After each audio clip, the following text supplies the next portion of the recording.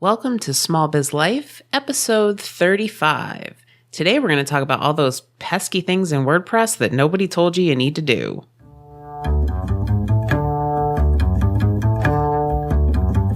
Does this sound familiar? Oh my god, I have so much to do today. Don't forget to breathe. But I have almost 400 emails in my inbox and 30 phone calls to make. Have you looked into getting a virtual assistant yet? Oh, and I need to schedule all my social media posts.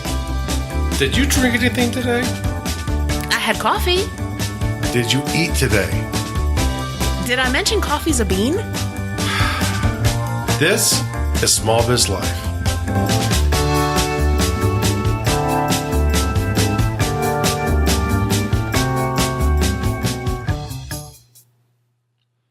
Welcome to Small Biz Life. Thanks for joining us this week. If you're new to the show, my name's Kristen Ingram. And I'm Jeffrey W. Ingram. And we are husband and wife business owners who are helping you walk this journey through the small biz life. Yes, we are here to accompany you as you get through the tough day-to-day activities and sometimes just to cheer you on as you do. There you go. So this week, we wanted to talk about things that you need to do with your WordPress site that nobody ever told you needed to do, or maybe they did and you kind of forgot. Yeah. So this episode is going to be full of tips and tricks and plugins. And so after you listen to this episode, you're going to want to head to smallbizlife.com, get the show notes for episode 35, because we're going to have a checklist for you of all of these things so that you can go through one by one. So you don't have to worry about taking notes. Just listen and then go check out the show notes. Yes. All right. So the first one that we're going to start with is we're going to start with favicons. Favicons. What is that? Favicons are a small icon that you almost never see, but they're typically up in the tab a website's open in, right next to the name, usually to the left of it. Oh, it's like that little picture thing. Yeah. Okay. It's essentially, and it varies from site to site. If you go to any major site like Google or smallbizlife.com. Because we're a major site. We are a major site. You will see a small image. For example, our logo is a person juggling.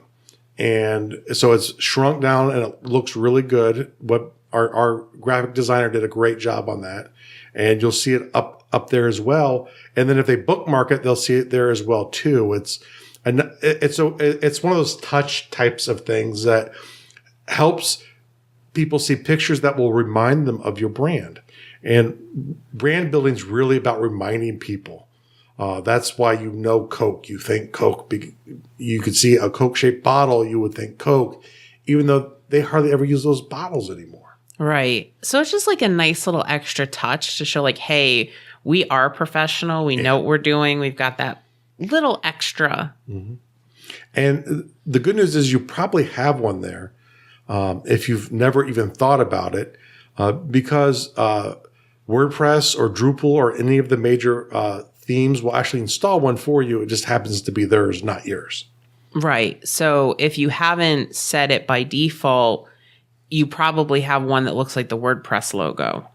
And so if you go into your settings, either for your theme or for appearance, the favicon thing is probably there. And if it's not available through your theme, you can always get a plugin to install it. You might or might not need to keep the plugin once it's been installed. Here's one of my big tips that isn't actually part of this episode. Whenever you install a new plugin, the first thing you should do is go to Page Insights and run your site against it to see if it is now slower than it was before. Because if there's a problem in the plugin, if it's not updated well, it could make your site slower. So whenever you add plugins, know what the page speed is without it, add the plugin, test the page speed again. Yeah, that's a great site. I'm so glad that Google put that together. Yes. Because that's one thing that really affects your search results. Google weighs your page speed as part of the calculation. And so checking it every time you put in a new plugin is a really smart thing to do. Yeah. All right. So the next one, since we were just talking about Google, Google Analytics. Yeah. Google Analytics is a service provided by Google or Alphabet. And what it does is the service will actually inform you of your traffic based on the way Google records traffic. Now, you might be able to access these kind of results through the back end of your website. If you have a cPanel or some other way, you can get in behind the website completely. The web servers typically have that kind of information. But most companies who pay money to people to do advertising want something outside a third party's opinion. And Google is pretty much the standard for that. Right. So, I mean, you figure with accounting and focus, about 90% of my traffic actually comes from search engines, and 95% of that traffic comes from Google. Yeah. So if you're going to be checking analytics, you want to make sure that it's coming from the search engine that's going to bring you the most traffic. And then if you have advertising on your site, like AdSense especially, relies on your Google Analytics to determine whether or not you get this ad versus the more expensive ad. And the more traffic you have, the better ads you get, the more revenue you make. So especially if you have ad revenue as part of the focus for your site, it is essential. Like Accounting and Focus, once again, is an ad paid for site. That's not something we were planning to really do much with outside of giving away free educational content. So we have ads to help defer the cost. So we use AdSense there, but like if you go to smallbizlife or gardual.com, you'll notice there are no ads. There will be ads at some point, but they'll be for products that we're offering, not for, products of a different company. But even like if you want to do like affiliate arrangements, most affiliate companies are going to want to know what your traffic is based on Google Analytics. Or newsletter size, if it's newsletters, but they want to know how big you are to see, one, if it's worth their time to give you anything. And two, the larger those numbers are, the more money they'll give you. Exactly. So that's a really important thing to take a look at. Now, how do people get Google Analytics on their site? Now, this can be a tricky one if you don't have a technical background, because essentially you have to insert some code into your site, which most people are not comfortable with. But there's good news. There are plugins that you can get. And if you're going to use Google Analytics, there's a Google Analytics plugin. Or if you are planning to use AdSense to try and get ad revenue, you can use that instead of Google Analytics, which that's actually a pretty cool one because you can it'll make sure that you don't violate the terms of service with Google, and you can insert your Google Analytics code so it knows what site this is. Yeah, that's actually a really good point. If you want to use AdSense on your website to generate some extra money, using the AdSense plugin is fantastic because what it does is it actually shows you where you can put ads on the site, and then you can select where you want them to go, and Google takes care of the rest of it. So you don't have to remember to put code into each one of your into each one of your posts, snippets. Or you don't have to, it'll even put things in the widgets, on the sidebar if you want. So it's really cool to just be able to visually see, okay, I want an ad here. Yeah. And some people go ad crazy when they add in their Google AdSense ads with those codes. And it becomes a violation if there are too many present. I believe it's 5. 3. 3. Okay. 3 I'm sorry. per page. That's why it's good Kristen's here, because it's 3 per page. If you have more than that displayed at one time, you've actually made a violation with Google AdSense, and they can revoke your account. Right. And actually what happens is if you put in more than 3, it won't show any ads at all. Yeah. Because it doesn't know which ones are it should. the relevant ones. Right. So this is really nice because literally if you try to put a 4th one in, it will say you can't do this. Yeah. That's really cool. I didn't know that. Yeah. So it's one of my favorite plugins if you're trying to monetize your site. So that's pretty cool. I like that a lot. Yeah. So then the next thing is permalinks. And excellent. Can you, what is that? Because like you see, like people talk about how important like permalinks are, but I think most people don't even know. Okay. In default WordPress, your web page will be like, say, your URL / and they will use essentially they will use a background like, say, page 1 will literally be like page equals 1, or maybe there's a question mark, or there's some strange symbols put in there. Or by default, like a post will be like the number of the post. Like, yes, like so post 1. Yeah. Yeah. And or maybe the month, day, year. It gets strange. And the thing is, it's not what you would call human readable. So people look at it and it just, their brains want to explode. It's like making people do math against their will. It's not pretty sight. It's just wrong. It's wrong. And it actually hurts you on a different level too. It's really easy for WordPress to be able to populate that. So from a programmer standpoint, I understand why they made it the way they did. But besides people, your web bots do not like it either. What's a bot? A bot. Is that like fighting robots? Like, remember those? It could be, which would be even cooler than what we're talking about. Or like those like puncher things. Remember, you could like and Rock'em Sock'em robots. Yeah, Rock'em Sock'em robots. Yes. No, it is not. Essentially, a bot is an automated program that sort of has a task that it does itself. So it's like a robot, but it's a virtual one that goes through the web and it performs a task. And so your major sites like Google, Yahoo, Bing. There's a Bing bot? There's a Bing bot. Woohoo! Yes, there's nothing better than a Bing bot. Getting beaten by a Rock'em Sock'em robot. But what the bots do from search engines are they index your page. And so they get your page. They like human readable URLs because humans like human readable URLs. So the easier it is to read in English, or I would assume the native language of wherever the site is, the more of a bonus that you will get from the search engine. And it's actually, you can even manipulate it to the fact where your page title might have a catchy headline, but you have some keywords that you shove into your, that you update manually on your page to get better search results as well too, because it will look for keywords in the URL as well as the page title. So there's a couple things that you can do.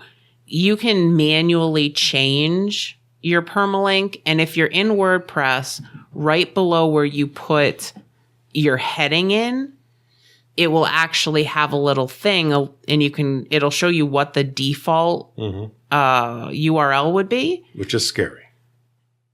Well, depending on what your settings are, if you want, you can click edit and you can change what it would be. You can also go into the back end of your website, into your settings, and one of them will be permalinks. Yeah. And you can change what you want the default to be. So for Small Biz Life, our default is actually the name of the post. But you can change that. So like for Accounting in Focus, a lot of times what I'll do is the main objective of the post is actually the name of the permalink. Yeah. So that helps if I'm writing about cash flow, that helps people find that post in the search results. And what I do like on Garduals, I have a lot of different categories that I use posts for. So I have a category / post name. So there are many different ways. The problem is if you if you go to the settings to change it, the options it gives you off of the default one aren't much better. They might be okay for like if you're just running a blog, because they'll be like month, year, name a post or something like that. But that's still not as good as a category name and a post name. And you have to actually put some WordPress code into the custom box to get there. And for some people, even the thought of that is scary. So Google will help you solve that. So if you Google permalinks and like say categories and post name, or maybe tags and post name, it'll take you to this WordPress site that will actually explain to you all of the different options you can use, because none of the good ones, in my opinion, are one of the choices you can just check off, which is unfortunate. But WordPress still seems to be stuck that it's a blogging service, and it hasn't been for a long time. Right. And I think everybody else realizes it's not a blogging service, but WordPress hasn't gotten there I mean, yet. at this point, there have been presidential campaigns that have used WordPress as their webpage. Yeah. So, yeah, it's not been for a very long time. Okay, so the next thing that you wanted to talk about was making sure that you set your time zone. Yeah. And this isn't quite as major, except some people might think it's a little funky. If you have the date and time of your post displayed and you're like, hey, 8 a.m. on Saturday is when I release my post. So they go to your website. It's maybe there, but it was like released 2 hours before that. Or maybe it's not there yet. And they're like, wait, it's 8 o'clock Central Time. Where's this at? And what could happen is WordPress might be set on the wrong time zone. Maybe it's defaulting to where the server is located at, or the default, I believe, is the Greenwich Mean Time, better known now as Zulu time in the new updated, more friendly ones. It is. So another reason why this is important is because if you're writing posts and you have an RSS feed that automatically sends those posts either via email to your email list, or they send it out to social media, and you want your post to go out at noon Eastern time zone, and you want the social media to go out at noon, if the timing is off on the back end of your website, then those things won't go out at noon. Yeah. And so it might affect your readability. Like if you think it's going to go out at noon and it actually goes out at 4 a.m, then it's less likely that people are actually going to see your content. They're not going to see the Facebook post. They're not going to see the Twitter post. They're not going to see the email. So a lot of people really worry about when things go out. Yeah.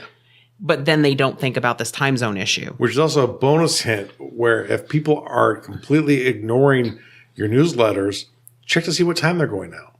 And does it make sense for your avatar? Because if they're in the middle of work, or if, they're maybe feeding their kids at that time and they get to an hour later, maybe they have another 10 or 20 emails that have come in and they just might not see it. Right. Or like if you're writing for people that are night owls and you send your post out at 6 o'clock in the morning, they may not see it. Yes. So that's a really good thing to do. Now, the next thing, and I think this is really important, and this is one I think a lot of people forget about, and then they wonder why their sites aren't in the search engines. Explain to us what a sitemap is. Okay, a sitemap is code designed for bots. You're being bot? And essentially what it does is it makes it easy for the bot to see all of your pages. And it will go through and read that. It'll test out the links to make sure they work. It makes it easier for it to tell if it's human readable or not. But it makes it easier for the bots to discover your content. Now, bots will try and go through your site anyways, but they will not be as effective without a sitemap. And you probably do not have one as part of your default installation, but it goes back to the plugins. There's ones targeted better for Google, which is usually the best case scenario because it's still by far the dominant search engine. So make it easy for Google because they are by far the biggest search engine. But all you usually have to do is install it, and I don't even think there's a setting for it. It's just one of those things that once you activate it at a certain time, it will go and update your sitemap. And from that point, when it's created, it's kind of like your RSS feed where it'll update it whenever you create new content. And the nice thing with some of these sitemap plugins is they will actually, when you install this on your site, it will create the sitemap and then you tell it what search engines you want it to submit to. And it will submit it for you. Yeah. So it's a really easy way when you have a new site to get yourself into these search engines faster, because organically it can take longer. It takes a quarter to get in there. But if you do the sitemap and the sitemap plugin will submit it for you, then you're getting in a lot faster. Yeah. And once again, when you install the new plugin, test out your page speed just to ensure that it is not a bad plugin and slowing down your site a lot. Excellent. Okay. Now, a lot of people have this problem once their site gets established. They have issues with spam comments. Oh, yeah. But there are some really good services that you can use, some plugins that will decrease the amount of spam that hits your website live. There are a couple different ways to deal with it. You can either replace the native WordPress comments, which will solve the problem in your comment section, where if you use Facebook, they have to be logged in through Facebook to be able to do it. It's harder for a programmer to automate and fake that. And people are less likely to leave spammy comments when they're in Facebook because people know who they are and then Facebook bans them. But they still end up being jerks. But you'll still get the trolls here or there, yeah. Or Discus is another. It's another what you call a cloud-based service that has a plugin for WordPress where you can swap out the WordPress comments with their comment system, which is actually a lot faster than WordPress is. And a lot of major sites do use it. And the good thing is people have to actually be logged into Discus to do it. But some people actually like Discus because if they like to comment on several different sites, if they all use Discus, they all actually get notifications whenever people reply to their comments from any site through one source instead of through 15. Right. And you can do both of those through plugins, either the Facebook comments or using Discus.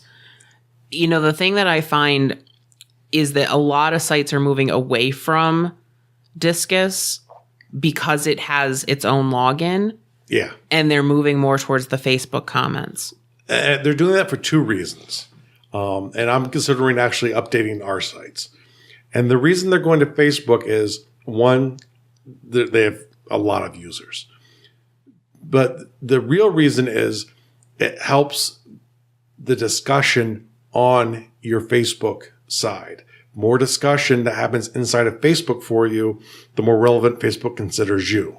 So essentially what happens is you start getting more responses inside of Facebook. Your posts become more visible within Facebook. Well, and the thing that does too is it actually allows people to share their comment to Facebook. Yeah. And when they share the comment, it also shares the link to your post. So it helps with your visibility. Yeah. And it helps with your sharing. So, plus it's like everybody has Facebook.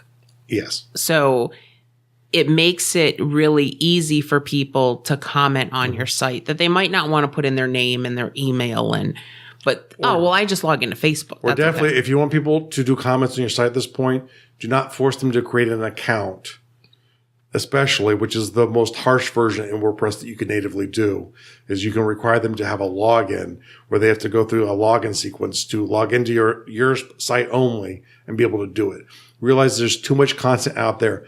Most people will not have the time for that. Well, and the other thing that does too is it creates user profiles for everyone who wants to comment on your site. Which fills up your database and makes it slower. Right, exactly. So I think that that's a really good... So now if you don't want to do that, like if you just want to use the native WordPress comments, is there anything that people can do to reduce spam there? Well, there's actually something that they can do and they should do even if they get rid of the comments and put it somewhere else, which there are two pieces of software which are the most common.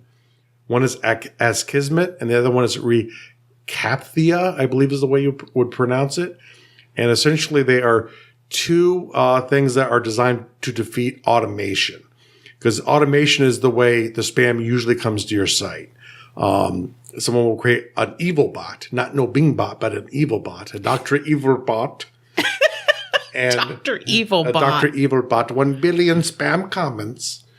And what will happen is these things will create a human action that has to happen for them to submit. And the good thing is it can be applied to the login process for people. So it's harder for people to try and hack into your site. It could be applied to contact forms if you have a contact form built up there that they can send you questions or comments or ask about your services through. When you add in these simple ones, like Recatha, I like a lot because they'll usually come in two forms where it's either I'm not a bot checkbox or a simple math one was like 1 + 2 equals, and they have to fill in the number and submit it. There's the older version of Cathia, which typically was, and you probably remember that, and some sites still use them. God, I hate those. You get these pictures that usually have horrible backgrounds with text on top of there, which is really broken, different fonts, and maybe it's not even quite shaped correctly. And it's very low contrast, which means anyone with vision difficulties can't tell the difference, and they have to hit the audio version, which is like a really scratchy voice speaking to them, which is even worse. To me, I'm very bad with the visual one, and I'm worse with the audio one. So try not to do ones that are overly complex.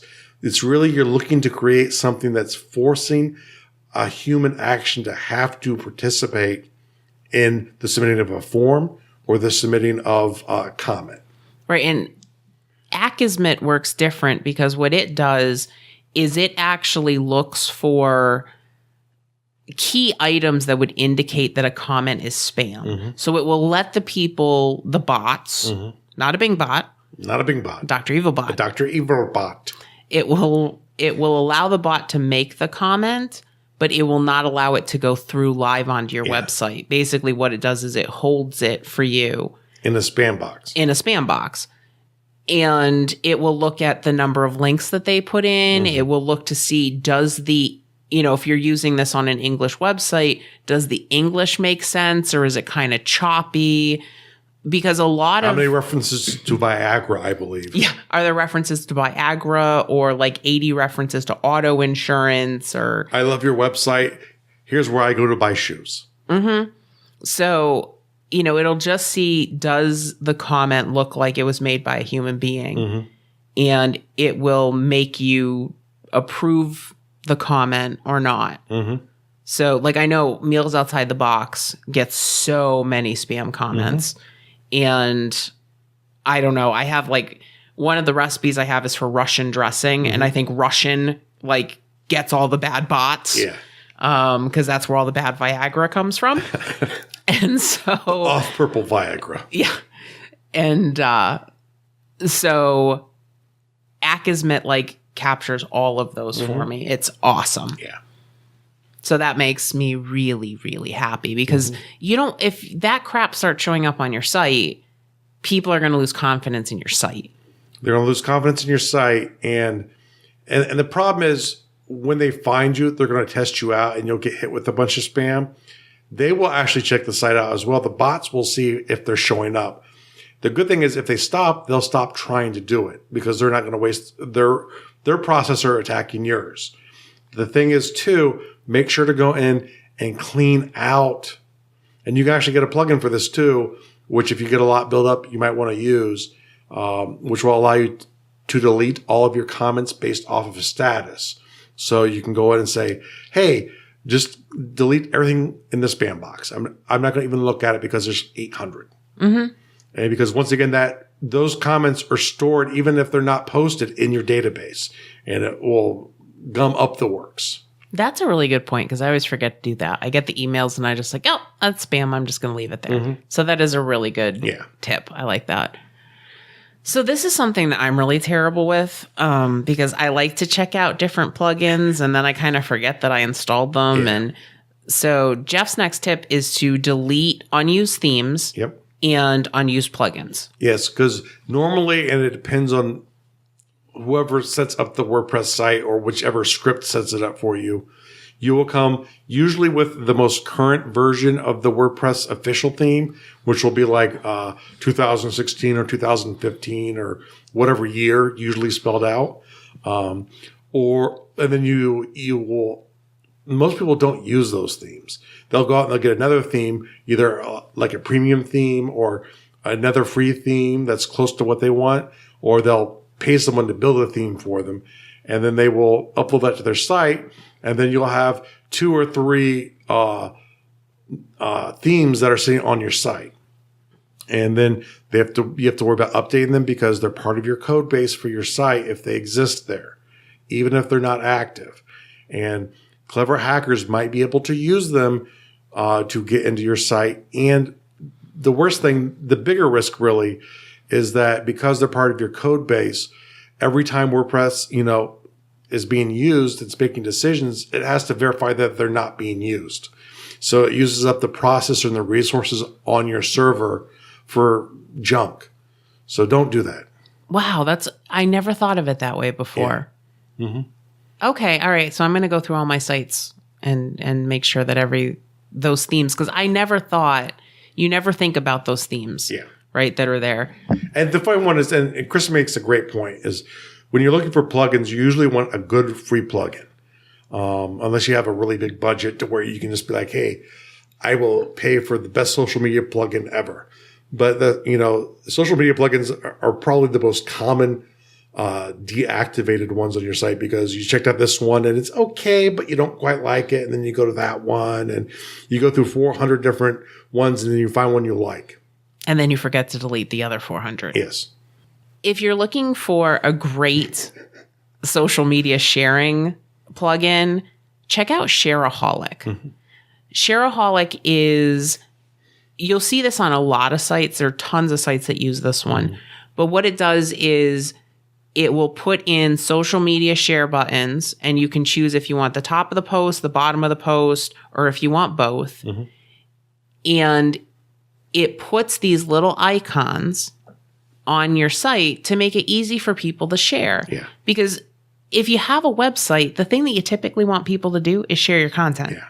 Right? Whether it's a blog post, whether it's your contact page, it might be a specials page that you have.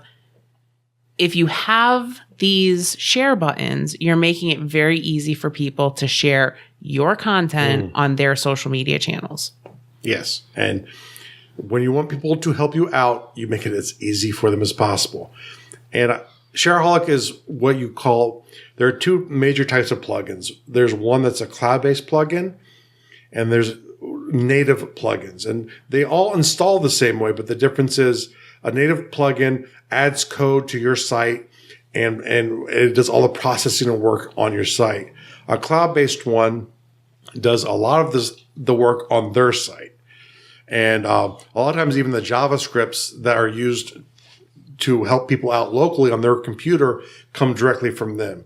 And the good thing with that is it's a lot harder for that plugin to break. There's usually a larger core of people dedicated to maintain the service because it's trying to offer you either analytics or other kinds of stuff that you couldn't get if it was just being done on your server. Oh, that's cool. So that's good to know. So it's actually, if it's cloud-based, it uses up less of your resources because it uses their resources. And the other good thing with and you'll know because they'll have you go create an account somewhere and usually insert a code. That way the plugin can talk to their site. So typically on any of the plugins that you've had to do that for, where you have to create an account to use it and insert a key from someplace, those are happening actually somewhere else. And it's good to know for two reasons. One, you can't control the privacy for the people's interaction with that plugin. To a degree you can, but the reason they do it a lot of times is to get information from how people use stuff. So, yeah. Okay, so the next one kind of ties into that a little bit. You want to make sure that you keep your WordPress installation backed up. And updated. And there's a couple of things, and one of the best changes WordPress came up with is automatically updating itself, and it's built into the core of WordPress now to where you can, and it's by default, you have to, I think, unselect it once you get to, I forget which version added that in. It's 2 something, I believe. And you usually get these emails like, your WordPress site just updated. You're like, oh, that's nice. Now, I know like a lot of people, they get weary about updating stuff because they're worried that it's going to break their site, or like even when you're talking about like Windows, they want to wait. Yeah. Why should people do it right away? There's a couple reasons. The first, and to me the most important, is security. Most updates that happen to plugins, to themes, to WordPress itself are security related. They found a vulnerability and they're patching it. Usually before it's patched, it's not being used. What happens is what you call your evil hackers they will actually look through OS updates, and they'll look through updates for WordPress, and they'll look for vulnerabilities and go, oh, that looks pretty easy to hack. Let's use that one. And then they will send a bot out to find WordPress sites that have this vulnerability not patched, and they will attack that vulnerability. And so once it gets known, they have to tell you what they're updating. And plus it's open source. So all of the programmers need to know what's been updated so they can update the stuff that supports WordPress, all of the plugins. So you are at risk if you don't update. And the other thing is, usually when WordPress sites break at this point, it's because, they have not updated in 3 years, and they go to update, and it's so out of date that what happens is some of the stuff that happens internally, they find is so bad that they replace it. And there's usually a bridge that shifts stuff over.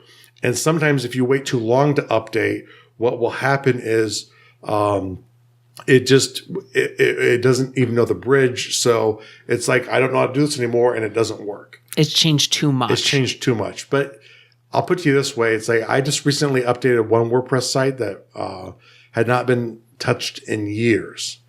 And it took 30 seconds, and it didn't break the site. That's really cool. Yeah.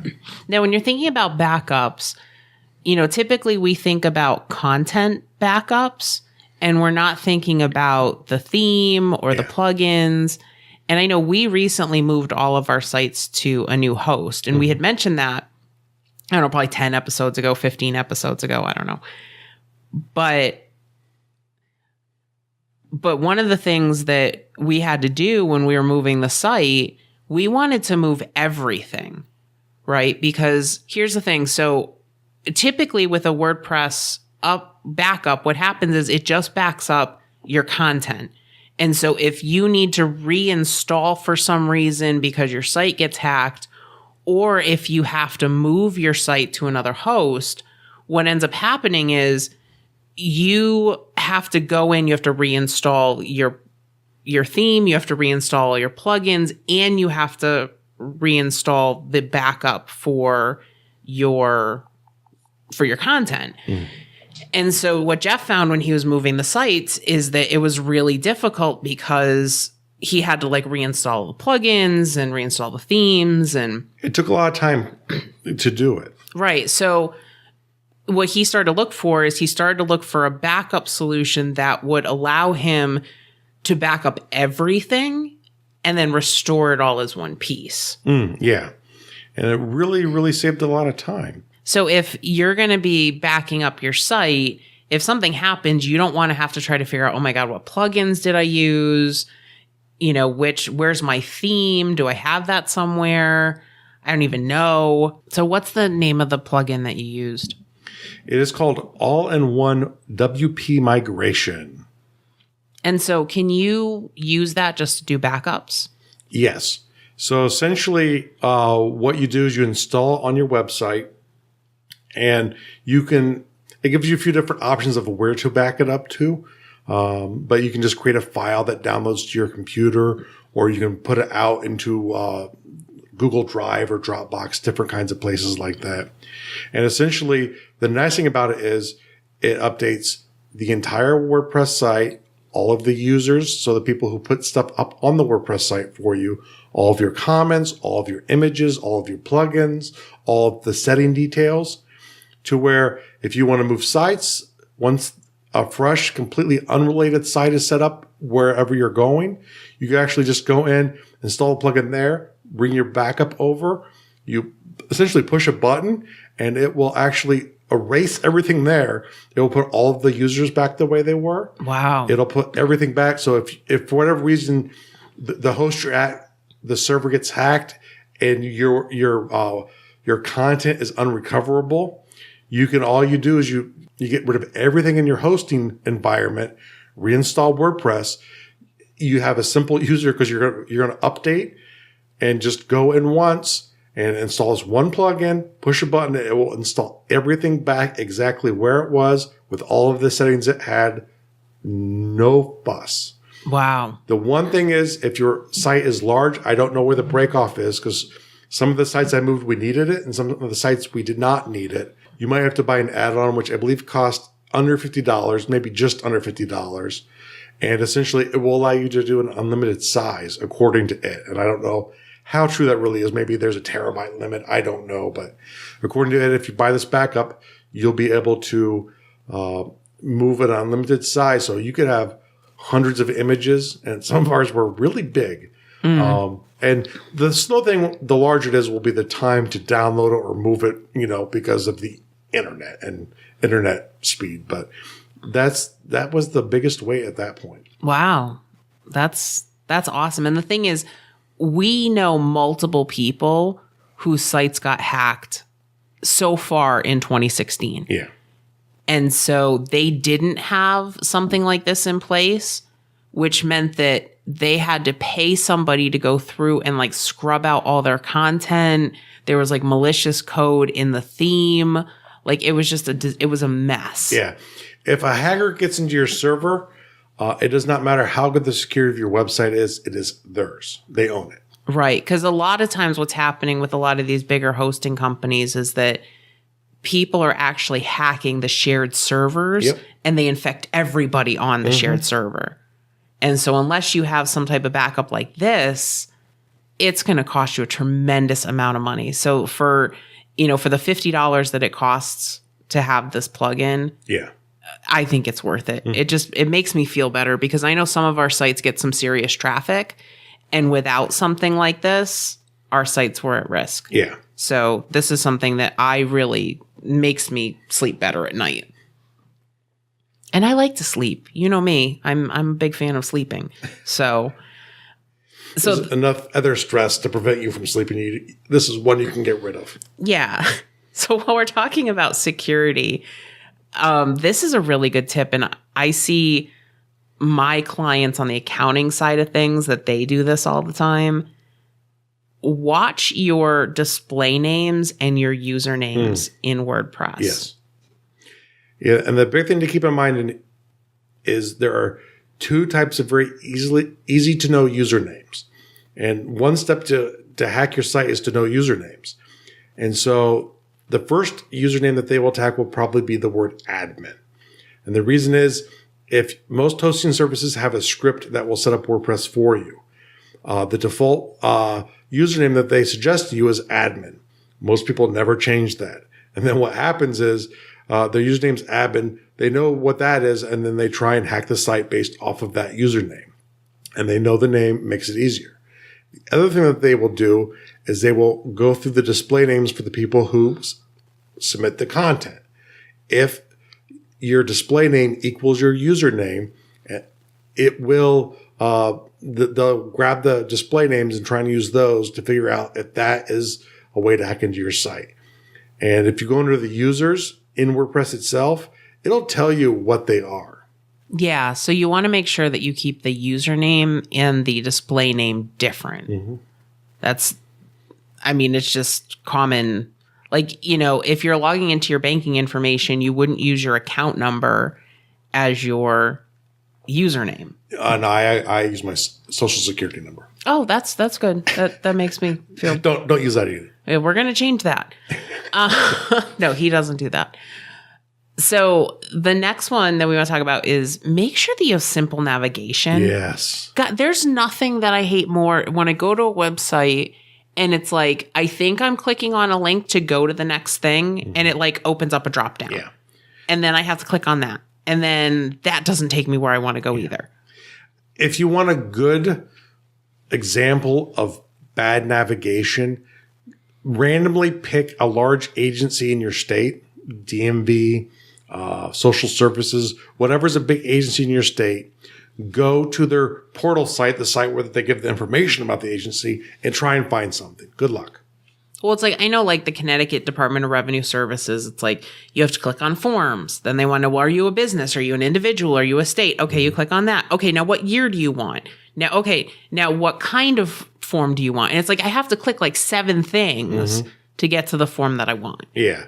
And the rule of thumb I try and go by is I never want people to have to click more than twice to get to the main content of the site. It's always more difficult with your post because obviously, post 1 is going to be harder to find because you're not going to have all of your posts in your navigation. You can deal with that with a decent search setup on your WordPress.